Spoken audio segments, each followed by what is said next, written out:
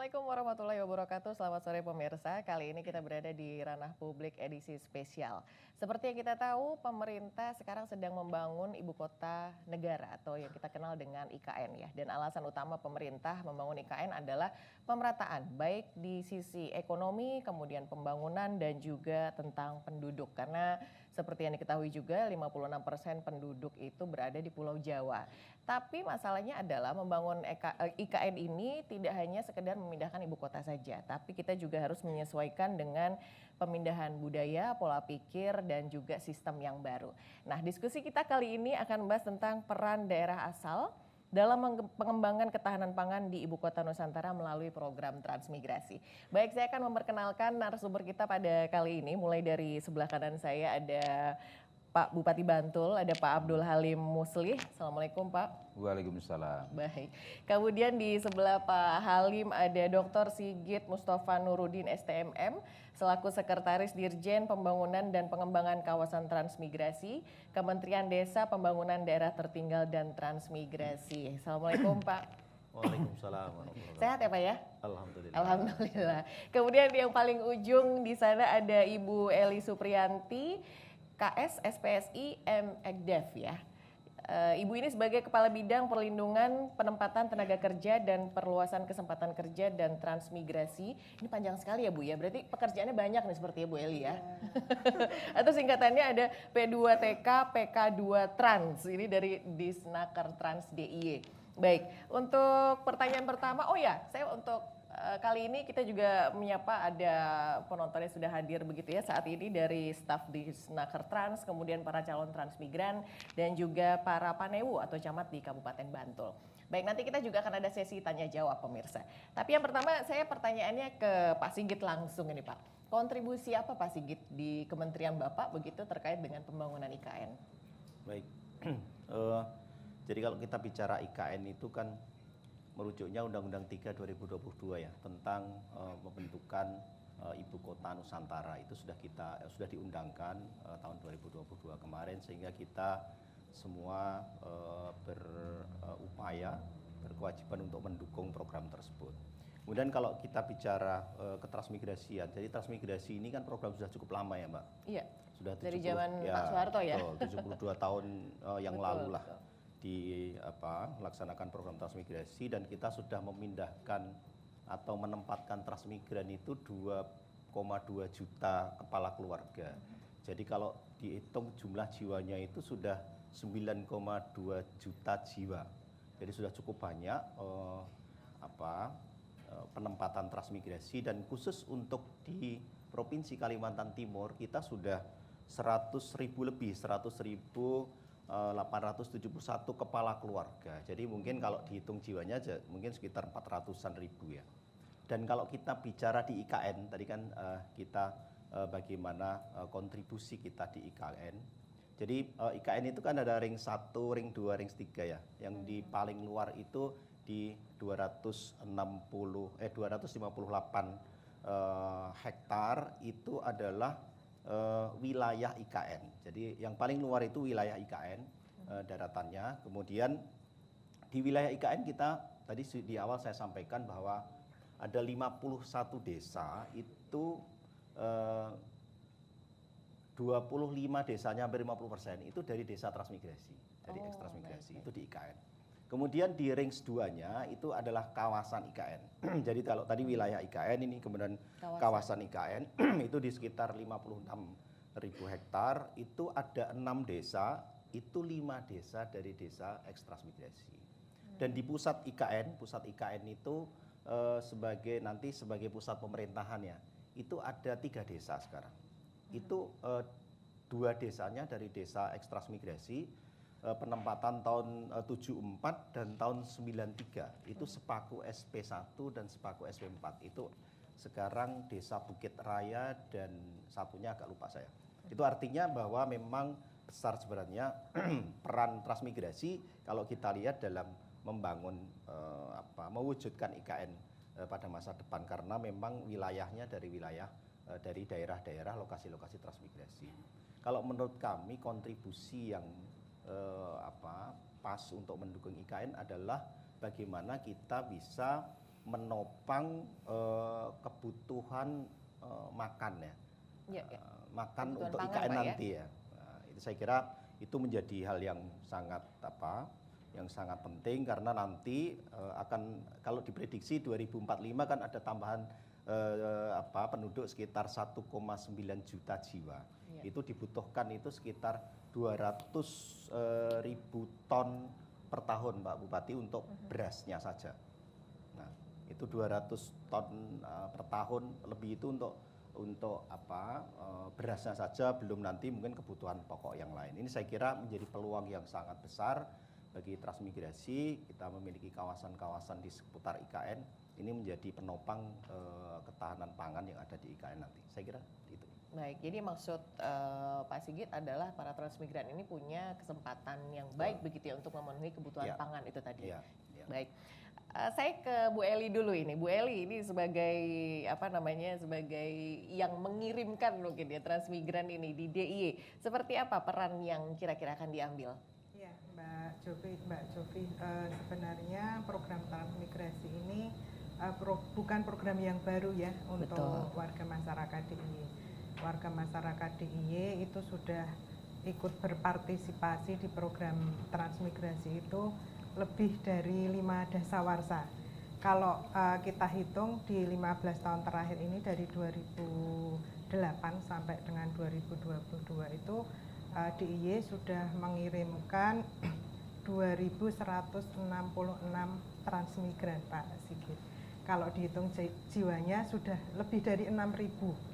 Itu dan alhamdulillah mereka sudah bisa meningkatkan taraf hidupnya, sudah banyak yang berhasil, sudah ada yang jadi kepala desa, jadi camat, kemudian jadi anggota dewan, jadi pengusaha gitu. Alhamdulillah seperti itu. Dan kalau kita lihat ya dari data Sakernas Agustus 2022 itu masyarakat DIY yang bekerja di sektor pertanian itu menduduki peringkat kedua, Mbak. Artinya bahwa masyarakat DIY itu sudah familiar ya, sudah mempunyai kompetensi dalam bidang pertanian. Dan ini tentu saja menjadi modal dasar ketika mereka akan berangkat transmigrasi dan menjadi transmigran yang sukses seperti itu. Nah, tentu saja dengan hanya saja lahan pertanian yang ada di DIY ini kan semakin terbatas, sudah banyak alih-alih fungsi lahan sehingga masyarakat yang bergerak di sektor pertanian ini belum bisa mengoptimalkan kemampuannya. Makanya dengan adanya program transmigrasi ini kami menganggap masih relevan untuk masyarakat DIY untuk meningkatkan kesejahteraannya, dan tentu saja kami akan ikut berperan berpartisipasi dalam mensukseskan pembangunan IKN seperti tadi apa yang disampaikan Pak Sigit melalui program transmigrasi. Seperti itu Mbak Jovi. Baik, artinya kalau ada penduduk dari DIY kemudian transmigrasi ke IKN itu tetap dikontrol ya oleh pemerintah DIY ya? Iya, kami selalu melakukan evaluasi untuk perbaikan ke depan. Baik. Nah, salah satu dari bagian DIY ini adalah Bantul. Saya bertanya ke Pak Bupati dulu ini Pak. Ini kan sudah banyak ya transmigran asal Bantul ya Pak ya, dan sudah banyak yang sukses juga begitu. Mungkin Pak Bupati bisa menjelaskan sedikit karakteristik masyarakat Bantul itu seperti apa gitu sehingga bisa sukses menjadi transmigran. Ya, menjadi seorang transmigran ini kan butuh keuletan, butuh keyakinan dan keterampilan. Dan fakta menunjukkan bahwa transmigran asal Kabupaten Bantul itu memiliki sumber daya manusia yang kompetitif, yang memiliki keuletan dan daya saing yang tinggi. Dan ini diperlukan untuk membangun Indonesia. Kita ini kan punya sumber daya alam yang melimpah, yang kaya raya dari Sabang sampai Merauke. Tetapi jika itu kita diamkan saja, ya tidak akan menghasilkan apa-apa. Betul. IKN ini kan 2 kabupaten tadi disampaikan oleh Pak Sigit. Ada Penajam Pasir Utara, itu luasnya 6 kali lipat Bantul, luasnya. Kemudian Kutai Kertanegara, itu luasnya Mbak, itu 54 kali Kabupaten Bantul. Sementara di sana itu tersedia sumber daya lahan yang demikian luas yang memerlukan sumber daya manusia yang baik, yang memiliki keterampilan tinggi untuk mengolah itu.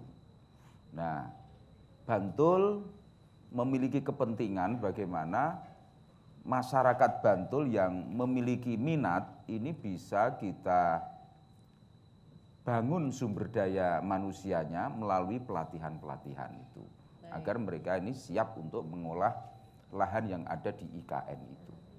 Jadi itu sudah jadi program tetap pemerintah Kabupaten Bantul ya, pelatihan untuk transmigran ya? Iya, jadi demi pemerataan pembangunan dan pemerataan kesejahteraan masyarakat. Ya. Jadi saya selalu mengatakan pada para calon transmigran, kono kene iki ya bumine Gusti Allah. Betul. Ya kan? Kalimantan itu ya bumine Gusti Allah, Bantul ya bumine Gusti Allah. Apalagi sekarang ini dengan transportasi udara yang sangat cepat, itu jaraknya demikian menjadi dekat gitu. Iya. Jadi kalau kangen Jogja, Bantul, putune apa kangen Pak Lie itu bisa ditempuh dengan Tapi waktu yang paling penting singkat. adalah ada peluang kenapa tidak ditangkap begitu Benar. Pak ya. Nah, saya kembali ke Pak Sigit. Pak Sigit, ada inovasi apa yang kira-kira diperlukan para transmigran ini ketika sampai di lokasi? Baik, jadi sebenarnya kalau kita bicara tadi Pak Bupati Bantul saya sampaikan ada pelatihan-pelatihan. Jadi yang pertama menurut saya adalah peningkatan kapasitas SDM-nya dulu memang yang diperbaiki dan saya kira ini butuh satu inovasi karena apa, SDM itu di samping unggul kan harus bisa bersaing ya, harus bersaing. Nah, peningkatan kapasitas SDM ini diperlukan kalau tadi basisnya adalah pangan, artinya kan peningkatan kapasitasnya mereka harus mungkin tidak ya menggunakan cangkul tetapi tidak menjadi utama. Artinya sudah mekanisasi lah nanti. Mekanisasi pertanian, kemudian nanti prosesnya produksi itu juga sudah mulai pakai agroindustri kan, hulu hilir, kemudian nanti model pemasarannya juga sudah digitalisasi, sudah memanfaatkan teknologi informasi dan ini saya kira menjadi satu keniscayaan untuk kita apalagi ini bicara IKN kan bicara satu kota yang sudah kelas dunia nanti ya gitu ya. Ini akan menjadi kota masa depan. Jadi saya kira mindset SDM kita juga harus ke sana. Harus tadi fokusnya pada peningkatan kapasitas SDM mulai dari mekanisasi sampai dengan digitalisasi. Itu yang pertama. Kemudian yang kedua, kami juga akan mencoba walaupun ini mungkin nanti modelnya masih pilot project transmigrasi yang tidak berbasis lahan juga, tetapi masih berbasis jasa. Artinya mungkin transmigrasi milenial yang transmigrasi swakarsa mandiri lah gitu ya. Itu yang basisnya nanti jasa. Jadi transmigran ini nanti sudah dilatih bahwa dia menjadi bengkel, bisa bengkel alsintan, bengkel kendaraan, kemudian juga bengkel handphone, mungkin juga las dan seterusnya dan juga mungkin yang Bantul yang cukup banyak kan bengkel kria ya Pak, kerajinan-kerajinan.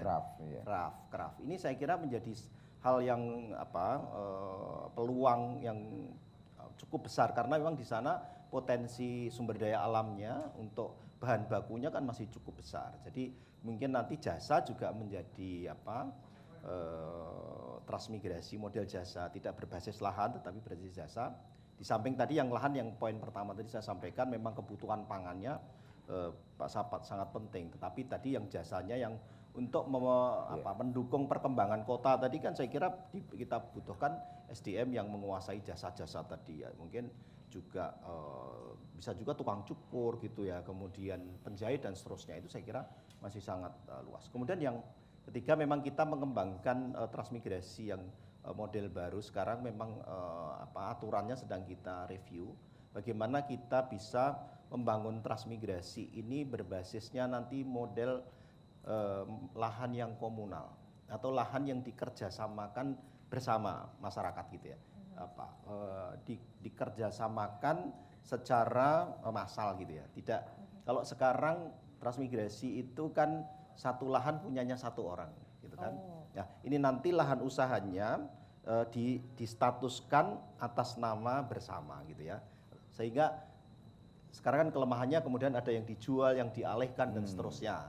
Nah, ini untuk mencoba tetap menjadikan lahan pertanian itu menjadi lahan yang abadi gitu ya, yang tidak dirubah menjadi alih fungsi yang non pertanian. Ini kemudian kita coba, kita gagas model baru dengan model lahan komunal yang kemudian ini nanti dimiliki secara bersama oleh Transmigran. Dan ini perlu kolaborasi pentahelix dari semua sektor, bermitra dengan swasta gitu ya, kemudian juga dengan perguruan tinggi melalui riset dan seterusnya. Ini sedang kita coba gagas bahwa mungkin nanti ada satu lahan juga di kita HPL Transmigrasi cukup banyak di wilayah Kalimantan Timur. Ini kan kita coba model-model seperti itu. Saya kira itu, Mbak. Baik, ternyata ya butuh skill juga ya Pak ya transmigran. Nah, ada kompetensi khusus nggak Pak untuk menjadi seorang transmigran itu? Apakah mungkin dari usia mungkin apakah ada batasan, kemudian apakah butuh kompetensi khusus tadi begitu, skill apa begitu harus punya? Jadi sebenarnya gini, kalau di aturannya ada memang batasan.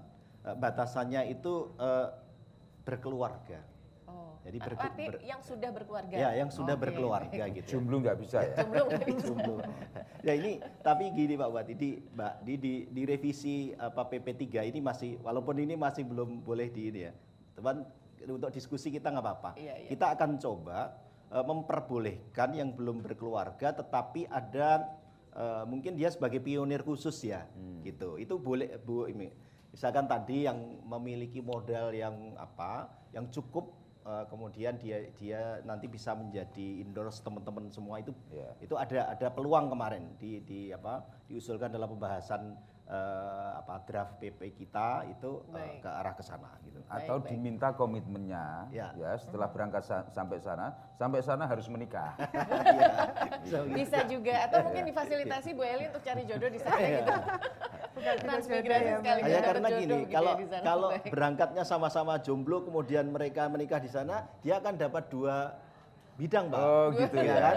Dua hak ya, Pak. Bisa juga itu jangan-jangan sebagai modus tuh. Kamu berangkat dulu, ini berangkat jadi 2 lahan. Jadi untuk menghindari itu, makanya nanti bagian seleksinya ini harus ada. Diseleksi Bu Eli dulu. Baik. Masuk akal. Ya, Bapak Ibu kita akan jeda dulu. Kita akan kembali lagi setelah yang satu ini. Pemirsa tetap bersama kami.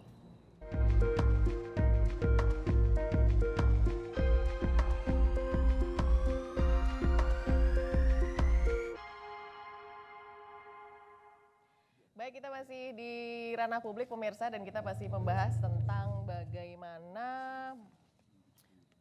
peran daerah asal dalam pengembangan ketahanan pangan di Ibu Kota Nusantara melalui program transmigrasi. Tadi beberapa inovasi sudah disampaikan oleh Pak Sigit ya. Nah sekarang Bu Eli, ini sebagai nanti yang sensor ini Bu Eli ya. Ibu Eli apakah bisa menyesuaikan dengan inovasi dan kompetensi yang tadi disampaikan Pak Sigit? Mohon maaf. Iya, Mbak Jovi tadi sudah saya sampaikan bahwa sebenarnya Catran kita itu sudah punya modal dasar nih terkait dengan keterampilan di bidang pertanian ya, karena memang masyarakat kita lebih banyak bekerja di sektor pertanian. Tapi di samping itu ketika nanti mereka itu mau diberangkatkan, kita akan tambah bekali. Jadi biar sempurna gitu Mbak Jovi ya.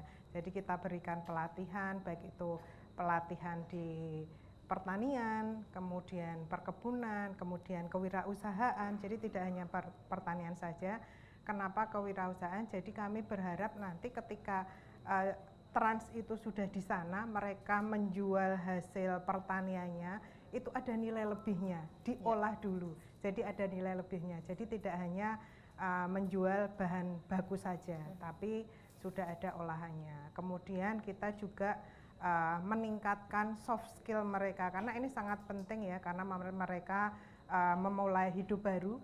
Jadi dibutuhkan daya juang yang kuat. Gitu.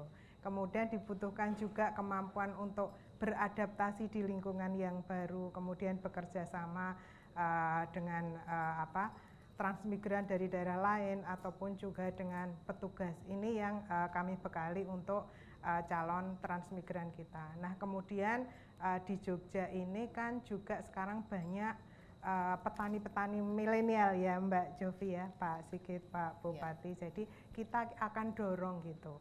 Jadi nanti petani-petani milenial ini kan sudah bisa memanfaatkan atau mengolah pertaniannya dengan sentuhan mekanisasi, sentuhan digitalisasi, lebih modern. Jadi bisa mendukung apa program yang disampaikan dari Pak Sigit tadi, seperti itu.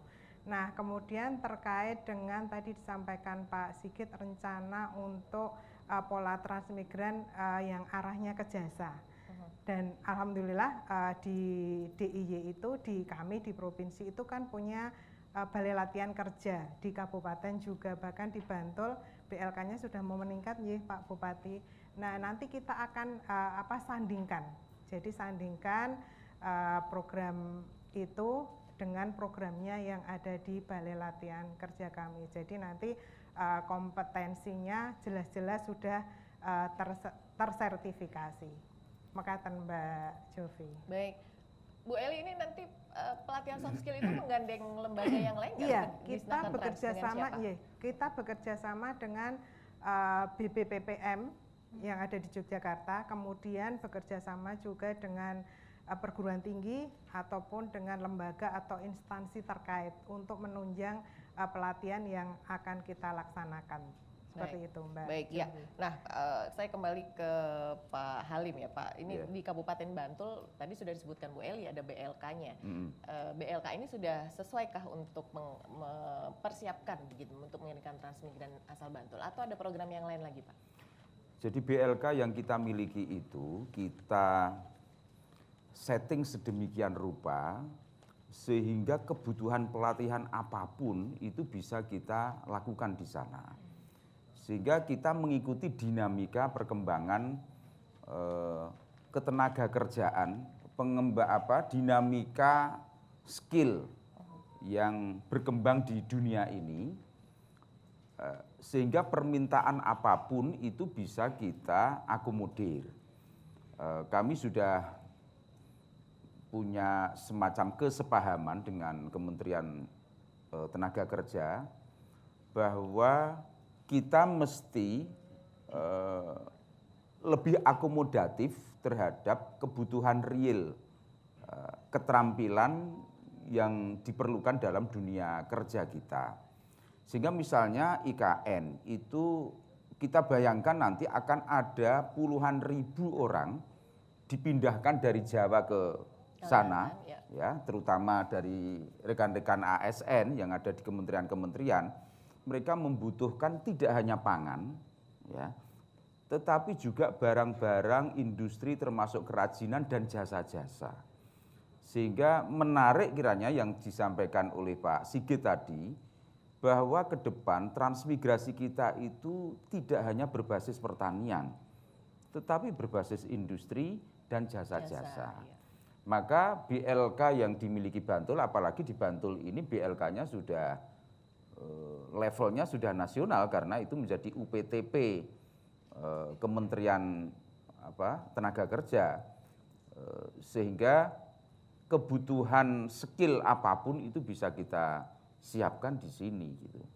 Oke, baik. Nah, ini saya rasa cukup dulu ini pengantar dari Pak Bupati, Pak Sigit dan juga Bu Eli ya. Saya lempar satu pertanyaan dulu dari audiens, silakan Bapak atau Ibu, Mas atau Mbak, monggo satu pertanyaan, silakan. Oke. Bisa disebutkan nama, kemudian dari instansi atau dari mana begitu Bapak? Setelah mendengar beberapa paparan tadi, saya ingin bertanya kepada Bapak Bupati Bantul terkait dengan kegiatan atau program transmigrasi. Sebelumnya perkenalkan Pak, saya nama Mujiati. Saya sebagai petugas pos Yantran, pos pelayanan transmigrasi Kecamatan Pleret. Sebagai informasi kepada Bapak dari Kementerian Transmigrasi bahwa sebagai bukti keseriusan Pemkab Bantul dalam rangka menyukseskan program transmigrasi ini dibentuk pos Yantran di tiap kecamatan. Jadi di 17 kecamatan sudah ada petugas pos Yantrannya. Nah, Mudah-mudahan dengan adanya ini nanti program transmigrasi akan semakin dengan intensif kita bisa laksanakan. Yang terkait dengan pertanyaan saya ke Bapak Bupati bahwa apa sebenarnya keinginan Pemkab Bantul terkait dengan program-program transmigrasi ini dalam rangka untuk mensukseskan visi dan misi Kabupaten Bantul. Saya kira demikian Pak pertanyaan kami. Sekian, Assalamualaikum warahmatullahi wabarakatuh. Waalaikumsalam warahmatullahi wabarakatuh. Terima kasih Pak Mujiati. Nah, monggo silakan Pak Bupati. Apa yang diinginkan oleh Pemkab Bantul melalui transmigrasi ini yang sesuai dengan visi misi Kabupaten Bantul? Begini, misi pemerintah Kabupaten Bantul itu bukan satu-satunya. Tetapi kita punya visi misi tingkat nasional. Bagaimana seluruh warga negara Republik Indonesia ini bisa hidup lebih sejahtera. Jadi kalau ditanyakan apalagi misi pemerintah itu difokuskan pada pengembangan ekonomi di Kabupaten Bantul, ya, bukan di daerah lain. Jadi kita mesti memperhatikan visi misi presiden atau cita-cita nasional kita. Pemerintah pusat ya Pak? Ya, pemerintah pusat, dan kita mesti mendukung itu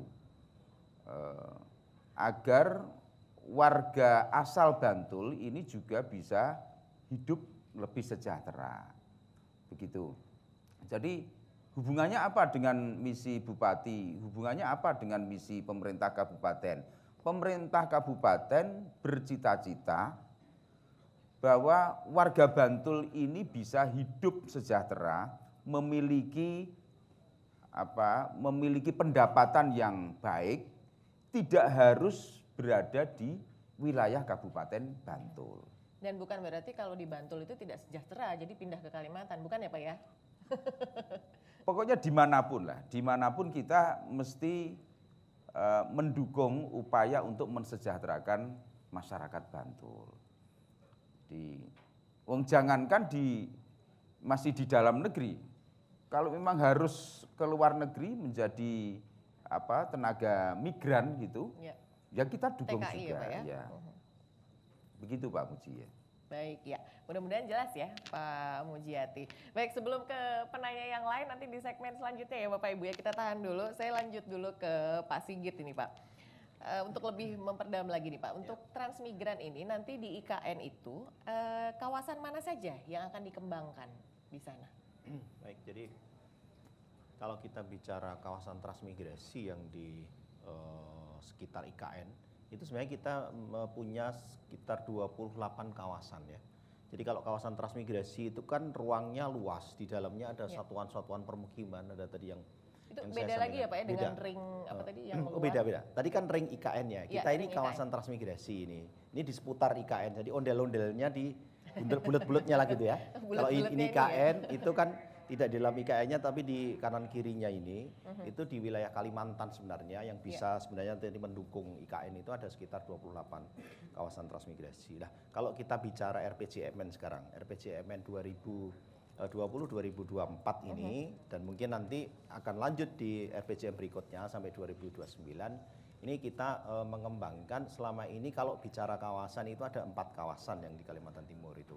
2 di Kutai Timur tadi Pak Bupati di awal sampaikan ada Kutai Timur itu agak jauh Pak dengan IKN, tetapi itu masih dalam di wilayah Kalimantan Timur.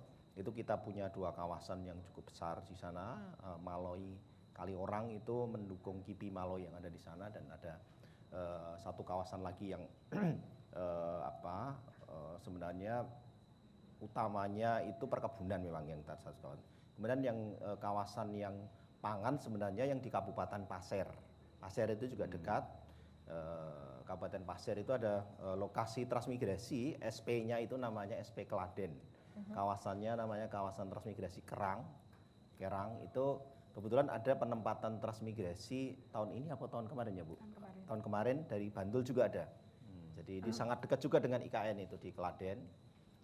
Juga ini kawasan yang masih baru, Muara Komang, nama ini yang nanti akan coba kita dorong menjadi kawasan transpolitan. Sebenarnya kalau di Klaten tadi sebenarnya sisa daya tampungnya masih ada sekitar 140 KK lagi. Baik. Itu. Jadi Baik. itu saya kira. Iya. Sementara itu dulu Pak, kita akan jeda dulu. Pemirsa jangan kemana-mana, tetap di Ranah Publik.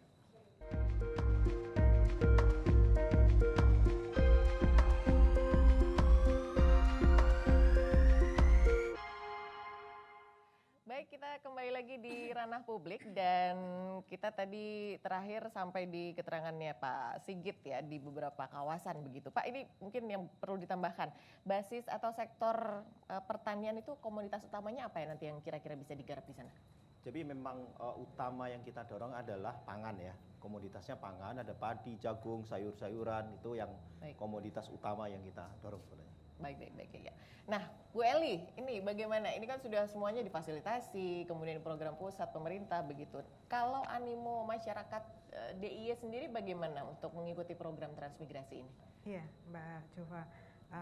Sekilas dulu ya, kita tahu sesuai dengan rilis dari Bappenas proyeksi jumlah penduduk yang ada di DIY tahun 2022 itu kan 4 juta sekian gitu ya. Sementara angkatan kerja kita ada di angka 2.933.000.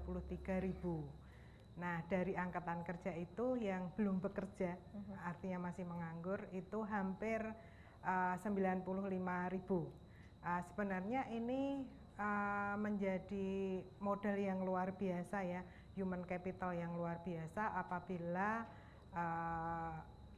masyarakat yang bekerja ini, yang belum bekerja ini bisa kita kelola dengan baik. Ditambah dengan masyarakat DIY itu kan terkenal sebagai masyarakat yang ulet, kemudian gigih, pekerja keras seperti itu dan mampu mudah beradaptasi dengan lingkungan yang baru gitu. Nah, ini tentu saja menjadi modal juga buat kita gitu. Nah, terkait dengan animo yang ada di kami, ya ada di DIY itu sampai dengan saat ini ada di angka 311 KK. Jadi masih itu banyak atau sedikit itu? Waduh, banyak Mbak. Oh, tahun banyak. ini kami hanya mendapatkan alokasi 20 KK. Iya. Jadi yang tapi peminatnya masih 311 KK baik, yang ini masuk daftar tunggu gitu. Mudah-mudahan nanti ke depan alokasinya ke DIY semakin banyak ya Pak Sigit ya. Jadi yang nunggu itu nggak terlalu banyak seperti itu. Bantul juga banyak Pak Bupati yang masih masuk daftar tunggu gitu. Nah, animo dari masyarakat DIY itu memang ke lokasi Sumatera, kemudian Kalimantan, kemudian Sulawesi gitu. Nah, dengan tadi apa yang disampaikan Pak Sigit, tidak masalah Mbak, dan kebetulan kami juga beberapa tahun belakang itu mengirimkan juga catran ke lokasi yang disampaikan Pak Sigit tadi, ada Kaliurang, kemudian ada Klaten, dan juga yang di Kaltara ya Pak Sigit. Jadi tidak ada masalah gitu dengan lokasi-lokasi yang tadi disampaikan Pak Sigit untuk masyarakat DIY. Itu Mbak. Daftar tunggunya masih panjang. Masih begitu, panjang. Ya. Baik. Ya, Pak Halim, ini kalau untuk di Bantul Pak, bagaimana pemerintah Bantul ini mendorong masyarakat atau warga Bantul begitu untuk mengikuti program transmigrasi ini? Ya, pertama mesti dirubah dulu pandangan atau mindset. Mangan ora mangan kumpul. Pandangan seperti ini harus diakhiri. Karena kumpul itu tidak perlu berjuang. Yang membutuhkan perjuangan itu sejahtera. Kalau sudah sejahtera, kumpul itu mudah. Gitu. Jadi itu harus dihilangkan dalam pandangan kita. Kita harus melihat ke depan, memiliki visi baru. Yang penting kejarlah kesejahteraan dulu. Setelah sejahtera itu kumpul itu gampang. Ya. Jadi terutama anak-anak muda kita, milenial kita, jangan mempertahankan pandangan lama mangan ora mangan kumpul, karena itu juga bahaya. Kumpul tapi nggak makan semua gimana? Ya, lebih baik berpisah sejahtera ya. Setelah sejahtera nanti kumpul lagi itu gampang. Kumpul itu tidak perlu perjuangan, tapi sejahtera ini butuh perjuangan. Oke, baik. Ya, artinya itu falsafah yang lama itu perlu diperbarui sesuai dengan zaman begitu dan konteks ya Pak ya. Baik, ini kita ke penanya dulu, silahkan. Terima kasih. Assalamualaikum warahmatullahi wabarakatuh. Waalaikumsalam. Mohon izin kami dari Disnaker Sleman. Terima kasih atas undangannya ini. Alhamdulillah kami dari Kabupaten Sleman bisa bertemu dengan teman-teman khususnya dari Kapanewon yang ada di Kabupaten Bantul. Terima kasih Pak Bupati sudah mengundang kami. Sepakat tadi dengan yang disampaikan Pak Bupati, kalau dulu ada mangan kumpul Pak, boleh kita balik Pak menjadi kumpul mangan Pak, biar menjadi lebih sejahtera. Menarik sekali dialog hari ini berkaitan dengan pembangunan IKN, bagaimana support kita program transmigrasi terhadap ketahanan pangan di wilayah IKN. Khusus kami yang dari daerah asal, karena kebetulan untuk tahun 2023 ini, kami mendapatkan alokasi tidak ada yang di Kalimantan. Sementara tadi Pak Sigit menyampaikan kawasan yang mendukung pengembangan IKN adalah di Kalimantan. Untuk itu kami mohon informasinya khususnya dari Disnaker Trans DIY, karena kebetulan di sini terkait dengan ketahanan pangan, bagaimana peran kami di daerah asal ketika kami tidak punya penempatan di wilayah Kalimantan. Kemudian langkah-langkah apa yang sudah ditempuh oleh Disnaker DIY, Disnaker Trans DIY, supaya program transmigrasi yang dilaksanakan oleh kami di wilayah DIY ini bisa mensupport ketahanan pangan yang ada di IKN. Itu pertanyaan untuk Disnaker Trans DIY. Kemudian yang kedua untuk Pak Ses, matur nuwun sekali. Saya berharap semoga transmilenial yang tadinya transmigrasi berbasis lahan, nantinya berbasis sektor usaha, sektor jasa. Kami berharap ini segera terwujud Bapak, sehingga animo yang ada di wilayah DIY, khususnya yang ada di kabupaten kota, karena animonya banyak, kemudian juga catransnya mulai dari yang sekarang generasi yang lebih muda sudah berminat, kalau ini terwujud tentunya bisa menyerap keinginan, bisa mengakomodir keinginan para catrans. Mungkin itu dari kami Bapak, terima kasih. Wassalamualaikum warahmatullahi wabarakatuh. Waalaikumsalam warahmatullahi wabarakatuh. Maaf Mbak, tadi belum menyebutkan nama, Mbak siapa? Oh saya Putri dari Disnaker Sleman. Oh Putri, jadi Putri pengennya dapat kebagian jatah di Kalimantan begitu ya Bu ya? Sebenarnya iya, cuma karena memang kami juga memahami kemampuan penganggaran, baik di tingkat pusat maupun provinsi, juga kami di kabupaten, mengingat kita ada hajatan besar di 2024, mungkin juga ada prioritas-prioritas tertentu. Baik. Terima kasih Putri. Ya, ini pertanyaannya mungkin ke Pak Sigit dulu begitu ya Pak. Ini bagaimana caranya begitu ya kalau tidak dapat seperti yang diinginkan tadi kan di Kalimantan. Mungkin mindsetnya di Transmigran ini karena IKN ini akan dibangun ya, artinya lebih potensial di Kalimantan begitu dibandingkan di daerah lain. Bagaimana Pak menghadapinya? Baik, jadi saya bicara program dulu ya, program nasional bahwa tahun ini kita memberangkatkan transmigran ini tidak banyak ya. Kalau zaman dulu kan bisa transmigrasi itu setahun itu bisa 50.000 KK. Saya tahun 94 itu 50.000 KK Pak Bupati. Berangkatin transmigran jadi 200.000 jiwa kan. Nah sekarang ini tahun ini kita akan memberangkatkan hanya 200 KK Pak. Jadi tidak banyak, 200 KK aja kena automatic adjustment kita hanya sekitar 120 KK. Sehingga tadi betul bahwa tidak semua kawasan transmigrasi di seluruh Indonesia ini bisa dapat program penempatan transmigrasi. Kemarin memang untuk yang di Kladen itu karena kemarin penempatan tahun kemarin ada, ini memang lagi sedang kita evaluasi karena gini, untuk yang kawasan IKN kami coba mengusulkan anggaran melalui program inisiatif baru. Ini kami sedang rancang untuk menggunakan ceruk ruang untuk mengusulkan program tidak yang reguler, tetapi yang program inisiatif baru. Mudah-mudahan lewat TVRI ini juga didengar teman-teman dari Bappenas yang sering diskusi dengan kita bahwa sebenarnya ruang kita untuk IKN itu adalah melalui program inisiatif baru. Kami coba usulkan cukup banyak programnya, mudah-mudahan kalau ini nanti bisa disetujui karena kan ini pasti tadi disampaikan ya anggaran kita juga terbatas. Mudah-mudahan dengan program inisiatif baru yang kita ajukan nanti bisa disetujui sehingga untuk yang inisiatif baru semua kita fokuskan di IKN. Jadi penempatan transmigrasi dalam rangka mendukung ketahanan pangan di IKN itu kawasannya ada Klaten, kemudian di kanan kirinya IKN itu kita usulkan lah.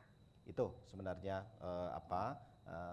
ruang kita. Nah terus tadi pertanyaannya terus kalau yang tidak kebagian di Kalimantan seperti apa? Sebenarnya kawasan transmigrasi toh semua kalau bicara kawasan transmigrasi yang ada di luar Jawa kan semua ketahanan pangan. Selama ini memang kita masih fokus land base-nya. Jadi saya kira tidak berkecil hati lah. Toh lokasi transmigrasi yang dari daerah Yogyakarta kan seperti di Sumatera Selatan juga dekat ya di Pali. Itu juga masih land base jadi ketahanan pangan. Kemudian juga di mana Bu di Sulawesi Barat juga pangan. Saya kira kalau Sulawesi Barat sebenarnya range-nya sudah agak dekat dengan sudah agak dekat dengan IKN. Jadi dengan kapal itu 1 malam dan sebenarnya di deliniasi kita itu nanti kawasan-kawasan transmigrasi di Provinsi Sulawesi Barat itu merupakan penopang IKN juga. Jadi kalau yang tidak dapat fokus di IKN ya mungkin saya kira tetap kita mendukung ketahanan pangan dan saya kira dimanapun yang penting tadi Pak Bupati sampaikan kan sejahtera ya. Jadi program transmigrasi ada 3, 1 peningkatan kesejahteraan, kemudian yang kedua pemerataan pembangunan dan yang ketiga adalah peningkatan persatuan dan kesatuan. Jadi 3 ini yang dari Undang-Undang 71 sampai mungkin sebelum 71 ya sampai dengan tadi Undang-Undang sampaikan Bu Eli sampai dengan Undang-Undang 29 2009 itu tetap tujuannya 3 ini nggak berubah, peningkatan kesejahteraan transmigran dan masyarakat sekitarnya, peningkatan pemerataan pembangunan daerah dan peningkatan persatuan kesatuan. Saya kira baik. Itu, Pak, ya. Selanjutnya tadi langsung ke Ibu Eli begitu ya. Bagaimana program dari Disnaker Trans gitu ya melalui program transmigrasi ini bisa mensupport ketahanan pangan? Iya. Gini Mbak Jovri, jadi sebenarnya pertanyaan yang disampaikan Putri dari Sleman tadi yang pas menjawab itu memang Pak Sigit gitu. Oh berarti ngetes ini ya, kok kan nanyanya ke Bu Eli ngetes berarti. Jadi main karambol tadi ke sini tapi ke sini gitu kan. Karena memang kebijakan untuk membagi alokasi penempatan itu kan ada di pusat gitu. Jadi kami hanya mengikuti. Tapi apapun yang menjadi kebijakannya pemerintah pusat itu kami selalu komit. Oke, baik. Ya. Tapi kalau untuk program transmigrasi ini support ketahanan pangan seperti apa? Sebenarnya tadi sudah saya sampaikan. Jadi ketika kita akan memberangkatkan catran gitu, di samping dengan proses seleksi yang cukup ketat gitu ya. Kemudian juga ada memberikan pembekalan melalui pelatihan yang tadi kami sampaikan gitu. Kalau memang itu potensi atau kebutuhan di daerah penempatan itu terkait dengan pangan, ya pelatihannya kita ke arah sana seperti itu. Itu yang kita lakukan. Cuman yang paling penting kami tetap berharap dengan teman-teman kabupaten kota kita tetap komitmen gitu untuk tetap mensukseskan program transmigrasi. Baik. Kita masih ada waktu, silakan ada satu pertanyaan lagi. Perkenalkan kami Ito Sunarto dari Dinsosnaker Trans Kota Yogyakarta. Kami akan mengajukan pertanyaan terkait dengan program kolaborasi. Karena sebagaimana kita tahu bahwa transmigrasi adalah salah satu program yang pelaksanaannya adalah harus dikolaborasikan. Baik antara pemerintah pusat, pemerintah daerah asal maupun pemerintah daerah tujuan. Nah, pertanyaan kami adalah saya tujukan kepada Bapak Sesdijen, Pak Sigit, terkait dengan program kolaborasi yang dilakukan di tingkat kementerian. Jadi program kolaborasi seperti apa untuk mendukung keberhasilan program transmigrasi. Demikian, wassalamualaikum warahmatullahi wabarakatuh. Waalaikumsalam warahmatullahi wabarakatuh. Baik, terima kasih Pak Hito. Silakan Pak Sigit, program kolaborasi di tingkat kementerian seperti apa? Baik, sedikit mungkin sebelum saya jawab kolaborasi, tadi bicara, tadi kan animo di Jogja tadi ya Mbak, 300, saya bicara nasional tuh, animo transmigrasi sekarang posisi 5.700. Sementara program kita tiap tahun hanya sekitar 200, jadi mungkin melebihan itu, kayak antri naik haji. Jadi cukup banyak. Jadi saya kira kompetensi nanti perlu ditingkatkan. Oke, bicara kolaborasi, sebenarnya kita sudah punya Perpres 50 tahun 2018 tentang koordinasi dan integrasi penyelenggaraan transmigrasi. Sebenarnya di tingkat kementerian ada namanya tim KIPT, tim koordinasi integrasi penyelenggaraan transmigrasi. Itu landasannya Perpres 50, kita sudah keluarkan Permen juga. Sebenarnya anggotanya cukup banyak Mbak, mulai dari Bappenas, kemudian Kemenko PMK, kemudian kalau di sektor kementerian sektor itu Kementerian PUPR, kemudian Kementerian Kesehatan, Pendidikan, karena ngurus transmigrasi kan kayak ngurus ini ya negara kecil gitu ya, komunitas kecil gitu, artinya bahwa semua sektor yang memenuhi hajat hidup masyarakat itu ada kita kolaborasikan. Jadi mulai transmigran masuk penempatan itu kita juga sudah kolaborasi dengan, tadi Pak Bupati sampaikan nanti KTP-nya gimana, kita dengan Kemdagri juga punya MOU di dalam KIPT itu. Kemudian juga BPJS, kesehatan juga langsung diurus, kemudian layanan satu pangannya kita dengan Bulog, kemudian pendidikannya dengan Kementerian Pendidikan, untuk fasilitasi pendidikan anak-anak transmigran, dan juga nanti kesehatan kita, walaupun kita yang membangun fasilitas untuk puskesmas pembantu atau puskesdes yang ada di lokasi transmigrasi, tetapi kita minta dukungan dari Kementerian Kesehatan terkait dengan tenaganya dan seterusnya. Ini jadi saya kira kolaborasi menjadi satu keharusan kita membangun transmigrasi, utamanya tadi kalau Pak Ito sampaikan, tanyakan di level kementerian itu. Kemudian sekarang juga terus kita ngamen lah istilahnya ya ke teman-teman kementerian lembaga untuk minta dukungan terkait dengan infrastruktur kawasan transmigrasi yang memang sangat minim kita dengan anggaran kita. Saya kira kita tidak mampu membangun infrastruktur semua di kawasan transmigrasi. Untuk itu selalu kita sampaikan bahwa membangun transmigrasi itu seperti kita menyajikan bakso gitu ya. Kita menyiapkan mangkoknya, nanti semua kementerian lembaga itu yang naruh ada yang naruh baksonya, ada mie-nya. Nah, mungkin kita ada kuah gitu ya dan seterusnya, karena mungkin kita tidak terlalu besar anggarannya. Jadi membangun transmigrasi itu berbasis kolaborasi. Di samping kementerian lembaga, saya kira juga swasta dan perguruan tinggi itu menjadi faktor penentu juga untuk keberhasilan transmigrasi yang kolaboratif tadi. Saya kira itu, Mbak. Oke, baik. Ini karena waktunya nanggung, mungkin kita jeda dulu ya, Pak ya. Boleh. Kita nanti akan menuju segmen terakhir, pemirsa. Setelah yang satu ini tetap bersama kami.